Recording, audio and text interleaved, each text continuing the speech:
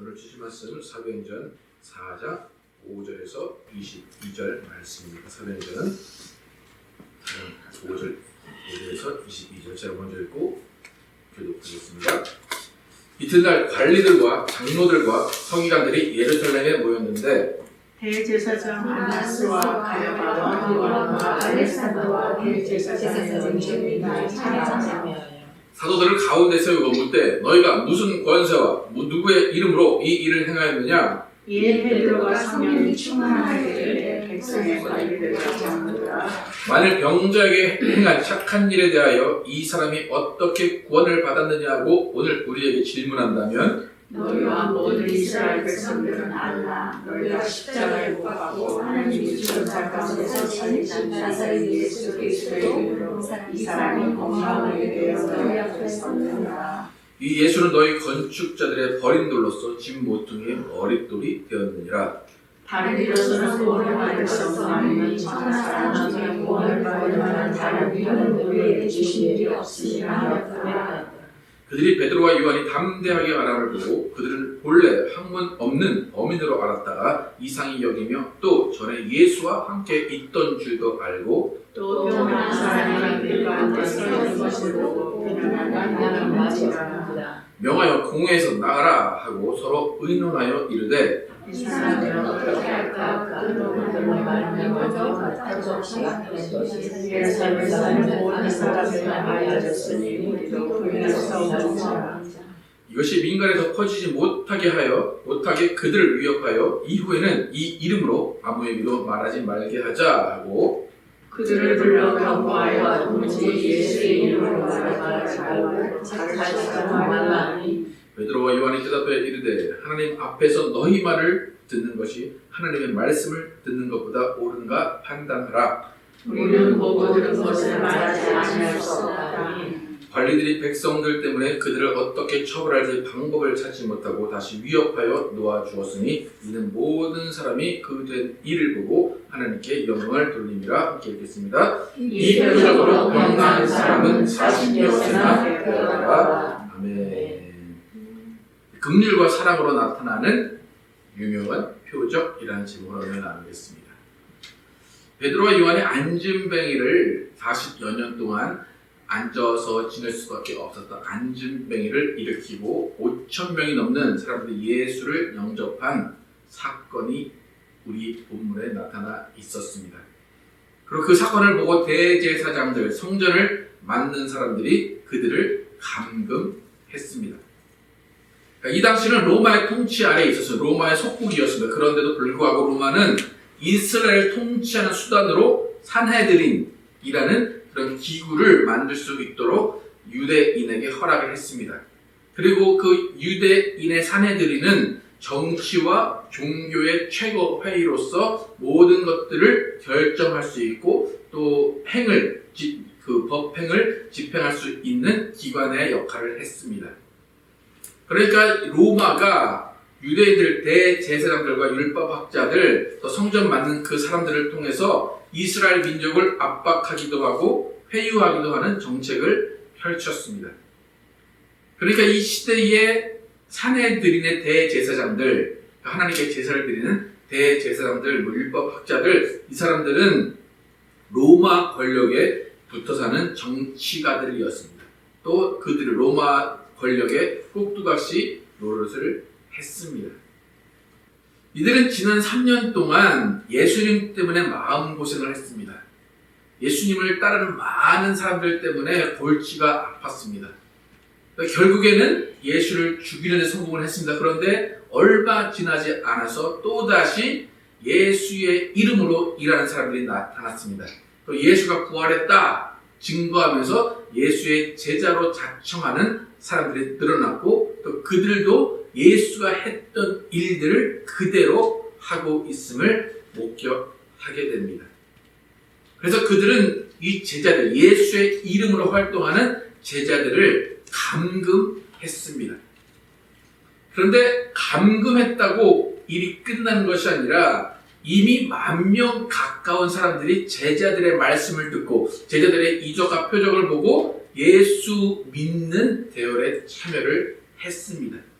그리고 더더욱 안진뱅이를 일으켰다는 그 소식이 예루살렘에 다 퍼져 있었습니다. 그렇기 때문에 대제사장들은 이 베드로와 요한을 붙잡아 놓을 수가 없었습니다. 그래서 오늘 본문은 그 베드로와 요한이 잡혀 있는 상황 가운데 이제 대제사장과 그 성전 맡은 사람들이 모여서 논의하고 이들을 어떻게 할까 논의하는 그 장면입니다. 근데 이 대화의 장면을 통해서 대제사장들과 그 무리들이 왜 베드로와 요한을 감금했나, 감금할 수밖에 없었나 라는 것을 알 수 있습니다. 또 왜 풀어줄 수밖에 없었나도 알 수가 있습니다. 여러분, 우리가 계속해서 봤지만 이 제자들 베드로와 요한이 무슨 일을, 가장 특별한, 가장 드러나는 일은 무슨 일을 했습니까? 안진뱅이를 일으키는 일을 했습니다. 또 예수님의 부활을 전했습니다. 그러니까 이 대제사장들이 이들을 왜 감금했나, 오늘 본문을 통해서 다시 한번 어떤 이유로 감금했는지 간단하게 한번 7절만 읽어보겠습니다. 시작. 사도들을 가운데 세우고 묻되 너희가 무슨 권세와 누구의 이름으로 이 일을 행하였느냐. 구체적인 일은 제쳐두고라도 무슨 권세와 누구의 이름으로 이 일을 행했냐라는 거예요.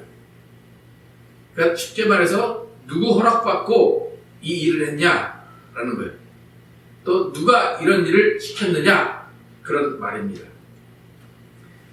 여러분, 우리가 구약 출애굽기 같은 데 보면 출애굽기에서 하나님께서 출애굽하는 그 이스라엘을 보내시기 위해서 10가지 재앙을 내리십니다. 그런데 그 10가지 재앙의 그 사건들을 잘 보면 이방신의 그런 대제사장들, 이방신을 섬기는 그 마술사들도 비슷한 이적을 행하고 이 비슷한 표적을 행하는 것을 볼 수가 있습니다. 그러니까 분명히 이방신의 마술사들, 이방신을 섬기는 사람들도 이적, 표적을 베풀 수가 있습니다. 그러니까 지금 대제사장들, 하나님을 믿는, 여호와 하나님을 믿는 이 대제사장들이 너희가 무슨 권세와 무슨 능력으로 이렇게 했느냐라고 묻는 것은 뭐냐면, 자신들이 믿는, 대제사장이 믿는 여호와와는 다른 이방신 아니면 미신, 그 힘으로 너희가 한 것이 아니냐라고 얘기하는 것입니다. 그러니까 불법이라고 보는 거죠. 자신들이 믿는 율법에 의하면 불법입니다. 여러분, 지금으로 보면 이 제자들이 보여준 이적은 사입이나 이단에 빠진 사람들이 이적을 일으킨 겁니다. 유대교의 입장에서는 예수를 믿는 이 사람들은 어느 이단보다 더 심각한 이단입니다. 그러니까 대제사장들이 이 사도들을 보는 시각을 바울을 고소한 내용을 보면 알 수가 있어요. 사도행전 24장 5절에서 어떠한 시각으로 대제사장들이 예수님의 제자를 받는지 보겠습니다. 시작. 우리가 보니 이 사람은 연병이라 천하에 퍼진 유대인을 다 소욕케 하는 자요 나사렛 이단의 괴수라. 바울에게 이야기하는 거예요. 예수님의 제자는 그 당시에 무슨 뭐였어요? 나사렛 이단이었어요. 우리는 잘 이해가 안 가죠. 예수를 믿는 게 왜 이단이었을까 그 당시. 근데 유대교의 입장, 여호와 하나님, 같은 하나님을 믿는 유대인의 입장에서 보면 나사렛 예수를 믿는 사람들은 이단이었어요. 나사렛 이단, 그리고 바울은 이단의 괴수였습니다. 그러니까 베드로와 요한도 똑같은 시각으로 바라보는 겁니다. 너희가 무슨 권세, 무슨 능력으로 했냐? 라고 할 때 대제사장들의 마음에는 저 사람들은 이단이기 때문에 다른 신, 이방신의 힘을 빌려서 한 거야 라고 분명히 생각을 했습니다. 여러분, 만약에 신천지에서 이런 안진뱅이가 일어나는 역사가 일어났다. 여러분 인정하시겠습니까? 아니면 에이 저건 아니야 라고 하겠습니까? 어떻게 말씀하시겠습니까? 저들도 하나님을 믿는다고 하니까 저건 하나님이 베푸신 이적이야 라고 생각하시겠습니까? 어떻습니까? 모르겠습니까? 이렇게 예수를 믿는 사람들을 연병 취급하고 나사렛 이단이라고 취급하기 때문에 이들이 그렇게 소요를 일으키고 큰 이적으로 사람들을 선동하는 그것은 정말 지금 뭐 한국 같으면 내란죄 그런 걸로 잡아서 처형할 수도 있고 감금할 수 있습니다. 그런데 대제사장들의 대화를 보면 이들을 감금할 수 없다라는 거예요. 감금할 이유가 없고 감금할 근거가 없다라고 이야기합니다. 어떤 근거인지 13절부터 16절까지 함께 읽어보도록 하겠습니다. 시작. 그들이 베드로와 요한이 다 황당하게 말하는 거고 그들을 본래 학문 없는 어민으로 알았다가 이상히 여기며 또 전에 예수와 함께 있었던 줄도 알고 또 병나은 사람이 그들과 함께 서 있는 것을 보고 비난할 말이 없는지라 명하여 공회에서 나가라 하고 또 의논하여 이르되 이 사람들을 어떻게 할까? 그들로 말미암아 유명한 표적 나타난 것이 예루살렘에 사는 모든 사람에게 알려졌으니 우리도 부인할 수 없는지라. 분명히 로마법으로 그 유대인법으로 이들을 감금하고 처형할 수 있음에도 불구하고 이들은 놓아줄 수밖에 없어요. 왜요? 네 가지가 있는데 첫 번째는 그들이 평범한 사람인 줄 알았는데 이렇게 담대히 말하는 것을 보니 이들이 좀 달라졌구나 하는 공포심이 조금 생겼어요. 그리고 두 번째는 예수와 함께 있었다는 것입니다. 예수님이 이전에 어떻게 행하셨는지를 알고 예수가 사실 죄 없는 자라는 것을 이들도 인정을 하고 있는 겁니다. 세 번째는 병 나은 사람이 그들과 함께 서 있다는 거예요. 거짓말이 아니라는 거예요. 대제사장들은 특히 잘 알 거예요. 왜냐하면 성전 미문에 항상 40년 내내 앉아있던 사람인데 하루아침에 일어나서 제자들과 함께 서 있는 모습을 보고 비난할 수가 없는 겁니다. 마지막으로 유명한 표적, 그 안진뱅이를 일으킨 그 표적 자체를 부인할 수 없었다는 겁니다. 이렇게 간단하게 표면적으로 드러난 네 가지 이유 때문에 제자들을 풀어줄 수밖에 없었습니다. 근데 아까 제가 얘기했지만 여러분 신천지가 그렇게 큰 이적을 베푼다고 해서 여러분 그들을 비난하지 않고 그들을 부인할 수 없습니까? 그렇죠. 우리는 부인하고 비난하잖아요. 그거는 하나님의 한 게 아니라 마귀한 거다라고 치부하죠. 근데 이들은 왜 대제사장들은 부인하지 않고 비난하지 않았느냐는 거예요. 무엇 때문에? 분명히 비난하지 않고 부인하지 않아서 내보내준 것입니다. 분명히 대제사장들은 이단으로 보는데도 불구하고 비난하지 않고 부인하지 않았어요. 왜 그랬을까? 무엇이 그들 마음 가운데 이들을 잡아줄 수 없다라고 생각하게 했을까? 여러분 대제사장들과 성전 맡은 사람들이 바보가 아닙니다. 성경을 이미 다 읽고 통달한 사람들입니다. 그러니까 어떤 다른 이단에서 그런 이적을 일으켰다면 분명히 이건 우리와 다르다 아니면 틀리다라는 것을 알 거예요. 그런데 지금 베드로와 요한의 이적을 비난하지 않고 부인하지 않았다는 것은 대제사장들이 겉으로 드러내는 이 이유 외에도 다른 이유를 가지고 있었다는 겁니다. 여러분 다른 이방신과 이단들의 이적은 겉으로 나타나는 어떤 몸의 그 아픔은 치유할 수 있고 다 치유할 수 있겠지만 근본적인 것은 치유하지 못합니다. 마귀도 신적 능력이 있기 때문에 작두를 타게 합니다. 여러분 이 칼 갖다 놓고 여러분 칼 위에서 뛰어보시면 어떻게 될까요? 발이 반으로 쫙 쪼개지겠죠. 근데 마귀의 그 신접을 받은 그 무당들은 작두를 타도 다리가 피 한 방울 나지 않습니다. 그런 능력이 분명히 나타납니다. 또 영적인 일들도 보여줍니다. 환경을 바꾸기도 합니다. 막대기를 뱀으로 바꾸기도 합니다. 하지만 태생이 안진뱅이인 자를 일으키는 것은 다시 한번 생각해 보아야 되는 일이라고 대제사장들은 생각을 한 것입니다. 왜 그러냐면 자신들이 읽은 성경에 의하면 그런 안진뱅이가 일어나는 것 혹은 먼자가 눈을 뜨는 것 죽은 자가 살아나는 것 그것은 반드시 메시아만이 할 수 있는 일이라는 것을 대제사장들은 이미 알고 있습니다. 또 예수님께서 분명히 이 땅에 오셔서 말씀하실 때 메시아가 하는 일이 무엇인가를 알려주셨어요. 메시아만 할 수 있는 일이 무엇인지를 예수님이 알려주셨어요. 누가복음 7장 19절에서 22절 함께 천천히 읽어보겠습니다. 시작. 요한이 그 제자 중 둘을 불러 주께 보내어 이르되 오실 그이가 당신이오니까 우리가 다른 일을 기다리오니까 하라 하매 그들이 예수께 나아가 이르되 세례 요한이 우리를 보내어 당신께 여쭈어보라고 하기를 오실 그이가 당신이오니까 우리가 다른 일을 기다리오니까 하더이다 하니 그 다음에 시작. 네, 예수께서 질병과 고통과 및 악기 들린 자를 많이 고치시며 또 많은 맹인을 보게 하신지라. 예수께서 대답하여 이르시되 너희가 가서 보고 들은 것을 요한에게 알리라. 맹인이 보며 못 걷는 사람이 걸으며 나병 환자가 깨끗함을 받으며 귀 먹은 사람이 들으며 죽은 자가 살아나며 가난한 자에게 복음이 전파된다 하라.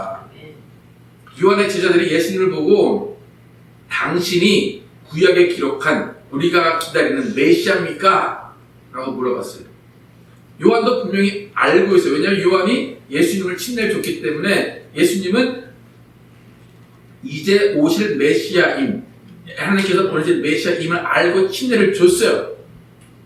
근데 막상 그렇게 줬는데 예수님의 삶의 모습은 아무것도 가지지 않고 제자들과 함께 걸어 다니시면서 병자만 고치고 아무런 권력, 아무런 힘을 갖지 못하는 모습이었습니다. 그러니까 요한도 내가 친례를 준 이 사람의 메시아가 맞나? 라고 의심했어요. 그러니까 요한의 제자들이 물어볼 때 확실하게 대답을 못해요. 그러니까 너희가 그냥 메시아인지 가서 물어봐. 그런 거예요. 예수님이 뭐라 그래요? 근데 너희가 보고 들은 것을 가서 말해라. 그래요. 다른 설명하지 않으시고 지금 네 앞에서 일어나는 광경이 어떤 일인지 가서 요한에게 말해라. 그럼 내가 메시아인지 아닌지 알 것이다. 그래요. 예수님이 하시는 뭐라요? 맹인이 보며 못 걷는 사람이 걸으며 나병 환자가 쾌탄 받고 귀 먹은 사람이 들으며 죽은 자가 살아나며 가난한 자에게 복음이 전파되는 이 일은 메시아만 할 수 있다는 겁니다. 그러니까 대제사장들은 이걸 알아요. 이미 알고 있어요. 근데 예수의 생애를 보니까 예수의 생각이 이거였어요. 또 제자들이 하는 일을 보니까 여기에 속한 일을 하고 있어요. 그러니까 밉긴 미운데 비난할 수가 없고 부인할 수가 없는 겁니다. 그러니까 우리가 볼 때 대제사장이 아무것도 안 하고 그냥 정말 나쁜 사람들 같지만 속으로는 다 알 건 아는 사람들입니다. 너희가 보고 들은 것을 요한에게 알리라 라는 것처럼 그래도 보고 들은 게 있는 겁니다. 여러분 보고 들은 것이라는 단어를 기억하시기 바랍니다. 보고 들은 것을 말해라. 예수님께서 너희가 보고 들은 것, 내가 행한 일을 봐라. 이것은 과시하려고 한 게 아니에요. 내가 메시아니까 이 정도는 식은 죽 먹기야. 그 얘기를 하신 게 아니에요. 예수님이 그 일을 하신 것은 뭐냐면 그 병자들, 가난한 자들을 긍휼히 여기고 사랑하시는 마음으로 그들을 도와주시려는 거예요. 그러니까 근본적으로 메시아가 하는 그 이적은 다른 이방신이나 마귀가 하는 이적과 달라요. 다른 이방신이나 마귀가 하는 일은 자신의 능력을 과시하려고 하는 거예요. 예수님의 능력, 예수님의 이적은 과시하는 게 아니라 그냥 그들을 사랑하고 긍휼히 여기기 때문에 그들에게 도움을 주기 위해서 이적을 베푸시는 것입니다. 그러니까 대제사장들은 그걸 잘 알아요. 왜냐하면 예수님은 대가를 받으신 적이 없어요. 예수님은 칭찬하려고 하면 도망가신 분이에요. 그러니까 예수님이 그 일을 왜 했는지를 이미 알고 있다는 겁니다. 그러니까 예수님을 인정하지 않아요. 인정하고 싶지 않아요. 제자들도 인정하고 싶지 않아요. 하지만 유명한 표적, 영어로 보면 outstanding miracle이에요. 유명한 표적이 일어나는 그 사실은 인정을 하고 부인할 수 없다는 겁니다. 여러분, 이적과 표적은 긍휼을 바탕으로 하는 거예요. 사랑을 바탕으로 하는 것입니다. 예수님들이 이적을 나타내신 것은 대부분 가난한 자들이에요. 다 병들어서 아무것도 못하는 자들이에요. 그들에게 이 삶을 잘 살 수 있게 하시기 위해서 긍휼과 사랑의 마음으로 그들을 고쳐주신 것입니다. 이렇게 대제사장들이 이 요한과 베드로를 놓아줄 수밖에 없었던 그 일들, 그 이유가 또 다른 이유가 하나 있습니다. 14절을 함께 읽어보도록 하겠습니다. 시작. 또 병 나은 사람이 그들과 함께 서 있는 것을 보고 비난할 말이 없는지라. 잘 보시면 서 있었는데 함께 서 있었다, 그렇게 이야기를 합니다. 표적과 이적을 일으킨 다음에 이들이 다 떠나가서 각자의 삶에서 각자의 자리에서 그냥 뿔뿔이 헤어진 것이 흩어진 것이 아니라 제자들의 이적을 경험하고 표적을 경험한 사람들은 사도행전을 통해서 보면 다 함께 살았어요. 다 함께 공동체를 이뤘어요. 가난한 자가 아무도 없었다고 얘기해요. 가진 자들은 자기 것을 팔아서 가난한 자에게 나눠줘서 가난한 자가 없게 했다는 거예요. 예수님의 표적과 예수님의 이적이 사랑과 긍휼의 기초에서 일어난 일이라고 우리가 본다면 당연하게 그 이후에도 그 사랑과 긍휼은 함께 사는 삶으로 드러났다는 것입니다. 그러니까 병 나은 사람이 그들과 함께 있는 것을 보고, 함께 있다는 이것은 그냥 서 있는 그 자체가 아니라 이제 이들과 한 가족이라는 거예요. 한 식구라는 거예요. 한 공동체라는 것입니다. 여러분, 우리의 삶 가운데 기독교의 그 교회 가운데 이적과 표적, 드러나는 표적과 이적이 분명히 필요합니다. 그런데 겉으로 드러난 것만으로는 예수를 믿게 할 수 없습니다. 겉으로 드러난 표적만 있으면 반드시 비난을 받을 수 있고 부인당할 수 있어요. 그런데 표적이 비난받지 않고 표적이 부인되지 않을 수 있는 유일한 방법은 긍휼과 사랑이 그 안에 포함이 되어 있어야 된다는 것입니다. 내가 널 병나게 했으니까 이제 돈 내고 너 나를 위해 돈 벌어와. 그게 아니라 오히려 네가 지금까지 그렇게 안진병이나 살아왔기 때문에 할 일이 없지, 할 수 없지. 그러니까 우리 공동체에 들어가서 함께 살아. 그것이 표적이 계속해서 이어지는, 예수님의 긍휼과 사랑으로 이어지는 방법입니다.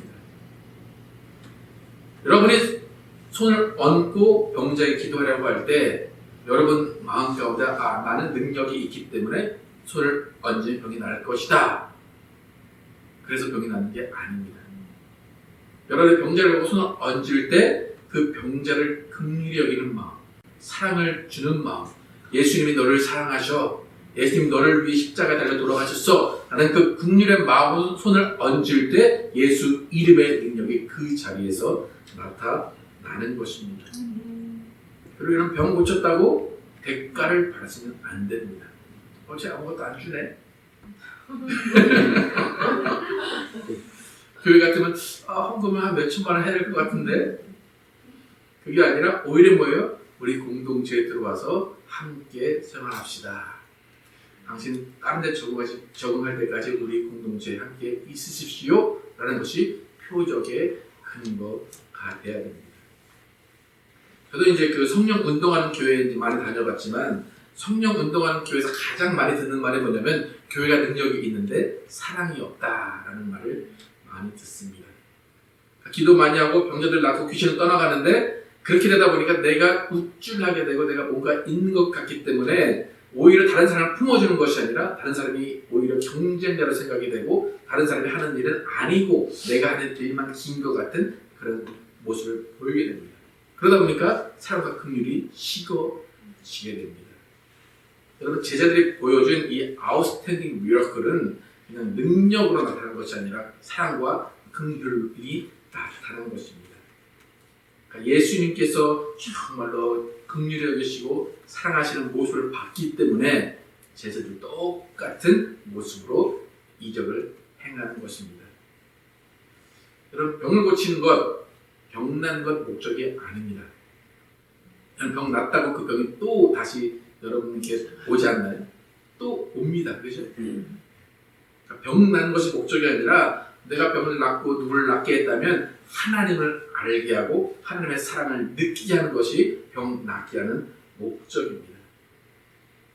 그러니까 오늘 본문에서 대제사장들이 이들을 놓아주고 이들을 부인하지 않고 이들을 비난하지 않았던 것은 정말로 그 안에 무엇이 있었다는 것을 알기 때문입니다. 그 수많은 사람들이 왜 이들을 따라가고 있는지를 알았기 때문입니다. 그래서 제자들을 풀어주면서 이들이 한 말이 있습니다. 18절 함께 읽어보겠습니다. 시작. 그들을 불러 경고하여 도무지 예수의 이름으로 말하지도 말고 가르치지도 말라 하니 베드로와 요한이 대답하여 이르되 하나님 앞에서 너희의 말을 듣는 것이 하나님의 말씀을 듣는 것보다 옳은가 판단하라. 우리는 보고 들은 것을 말하지 아니할 수 없다 하니. 이미 성령 충만한 베드로와 요한에게 협박한다고 통할 리가 없습니다. 우리가 당신 말 듣겠습니까? 하나님 말 듣겠습니까? 한번 생각을 해보십시오. 간단하게 이야기합니다. 그러면서 20절에 뭐라고 말해요? 뭐를 말하지 않을 수 없다? 보고 들은 것을 말하지 아니할 수 없다. 아까 예수님께서 요한의 제자들에게 뭐라고 그랬어요? 보고 들은 것을 그렇죠. 보고 들은 것을 가서 말해라. 네. 여러분, 보고 들은 것을 말하는 사람을 법정용어로 증인이라고 이야기합니다. 요한의 제자들이 뭘 봤다고요? 맹인이 보고 못 건 사람이 걸으며 나병 환자가 교통받고 기먹은 사람이 듣고 죽은 자가 살아나고 가난한 자에게 복음이 전파받은 것을 봤어요. 근데 보고 들은 것으로 끝나지 않고 베드로 요한은 보고 들은 것을 어떻게 한대요? 말하지 않을 수 없다. 전파할 수밖에 없다는 거예요. 그게 증인입니다. 여러분, 예수를 믿은 지금까지 보고 들은 것이 얼마나 많으십니까? 하나도 없습니까? 말할 게 없습니까? 보고 들은 것이 있다면 우리는 그것을 어떻게 해야 되는 거예요? 말해야 돼요. 지금 대제사장들이 예수의 이름으로 가르치지도 말고 전하지도 마라 했어요. 맞는 말입니까? 그들이 하지 말라고 했으니까 그러지 말아야 됩니까? 이단이 아니다. 여러분의 친구들이 내가 예수의 이름으로 가르치고 전하라고 하니까 야, 그 전하지 마. 나 그 말 듣기 싫어. 그럼 그 친구의 말을 들어야 됩니까? 아니면 하나님의 말씀을 들어야 됩니까? 이단아 불러가. 여러분, 예수의 이름으로 선포하는 말을 듣고 싶은 사람은 세상에 아무도 없습니다. 그러나 예수는 뭐라고 해서 보고 들은 것을 가서 말해라 그런 거예요. 그러니까 베드로 요한도 마찬가지로 내가 보고 들은 것을 말하지 않을 수 없다는 거예요. 근데 우리는 보고 들은 게 수없이 많은데 왜 가만히 눈치 보면서 그 사람의 기분 나빠할까 싫어할까 그 사람 눈치를 보고 있느냐는 겁니다. 여러분, 하나님 눈치 보시겠습니까? 사람 눈치 보시겠습니까? 사람이 가까이서 가서 사람 눈치 보시겠습니까? 하나님은 예수님 뭐라고 하세요? 가서 전하라. 보고 들은 것을 전해라. 증인의 삶을 살아라. 성령이 임하시면 너희가 권능을 받고 증인된다. 말씀하셨습니다. 여러분, 보고 들은 것을 전하는 증인으로 살고 계십니까? 아니, 본 것 없다고 계속해서 부인하고 계십니까? 어떻습니까? 여러분이 가족과 친구들을 긍휼히 여기고 사랑한다면 예수의 이름으로 보고 들은 것을 반드시 전해줘야 됩니다. 그러니까 내 능력으로 음식해주고 내 시간 들여서 돌봐주고 내 마음으로 그냥 격려해주는 것도 좋아요. 그런데 그것만으로는 하나님이 그에게 해주실 일이 이루어지지 않는다는 겁니다. 우리는 반드시 예수의 이름을 가르치고 전해주어야 그들의 병을 고칠 수 있고 그들의 영혼을 구원할 수 있고 그들이 하나님의 사랑 가운데 들어오게 할 수 있다는 겁니다. 반드시 예수의 이름이 선포되는 그곳에서 이루어질 일이 있기 때문에 우리 예수의 이름을 선포해야 된다는 것입니다. 성령님은 내 친구, 내 가족에게 큰 일, 어메이징한 일, 아웃스탠딩 미라클을 기대하고 계세요. 그런데 내가 예수의 이름을 전해주지 않아서 그 일이 일어나지 않는다면 그 책임이 누구에게 있겠느냐라는 것입니다. 여러분, 내가 본 것이 별로 없고 들은 것이 별로 없다라고 해서 주저하지 마시고 그냥 보고 들은 게 있는 것, 그 조금이라도 여러분 반드시 증거하시기 바랍니다. 그 순간에 성경이 역사하셔서 병자가 낫고 영혼이 변화돼서 하나님의 사랑을 그 영혼이 느끼게 될 것입니다. 예수의 이름으로 나타나는 아웃스탠딩 미러클, 유명한 표적을 기대하시기 바랍니다. 사랑과 긍휼의 마음으로 여러분 예수의 이름을 선포하시고 예수의 이름의 능력을 여러분 체험하시기 바랍니다. 여러분은 예수 그리스도의 증인입니다. 예수 그리스도 하신 일을 보고 들은 증인입니다. 아니, 본 것처럼 들은 것은 있을 거 아니에요, 그죠? 들은 것이라도 전하시기 축복합니다.